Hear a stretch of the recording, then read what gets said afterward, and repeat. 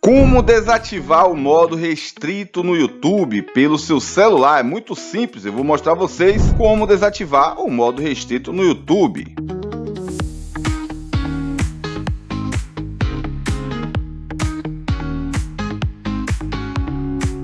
Olá, bem-vindos ao canal. Basta você procurar o seu aplicativo do YouTube oficial para desativar o modo restrito. É muito simples. Na parte inferior direita ou superior, dependendo do dia que você está vendo o vídeo, você vai clicar no ícone da sua conta. Pronto, clicou aqui, você vai clicar agora na engrenagem de configurações, que no momento está na parte superior direita. Em configurações, clique em geral. E em geral, basta você desativar o modo restrito nessa chavinha. E aí, deixa o like e se inscreva no canal.